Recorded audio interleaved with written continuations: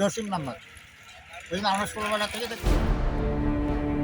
কুমিল্লা নাঙ্গলকোটে সরকারি খাস খাল ভরাট করে সড়ক নির্মাণ, জলাবদ্ধতায় পানিবন্দী হবে ৩ গ্রামের ১০,০০০ মানুষ। সরেজমিনে দেখা যায় উপজেলার ঢালুয়া ইউপির সিজিয়ারা ও চিউরা গ্রামের মধ্যবর্তী একটি সরকারি খাস খাল জোরপূর্বক রাতের আধারে ভরাট করে কতিপয় প্রভাবশালী কাঁচা মাটির রাস্তা নির্মাণ করা হয়েছে।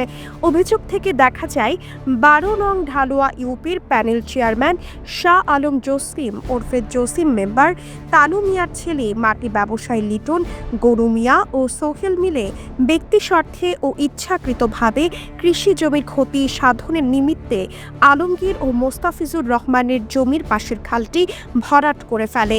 এতে বর্ষার মৌসুমে সিজিয়ারা, চিউরা ও গোপদুয়া গ্রামের ১০,০০০ বাসিন্দা জলাবদ্ধতা ও পানিবন্দির সম্ভাবনা রয়েছে। পাশাপাশি ফসলি জমি ও মাছ চাষিরা হুমকির মুখে পড়বে। এলাকাবাসী এর সুষ্ঠু সমাধান ও প্রতিকার চায়।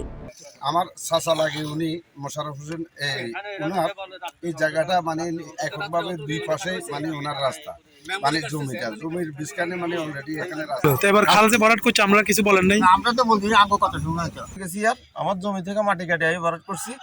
এটা প্রতিপক্ষ যারা এখানে এই রাস্তাগুলো করছে অবৈধভাবে, তারা আসে এখানে বাধা দিছে। এখন এই বাধাতে আমাদের লেবার টাবার উঠাই দিছে। এখন আমার জমিটা ১ বছর ধরে খিল ছিল, কেউ এমনিতেও করে নাই।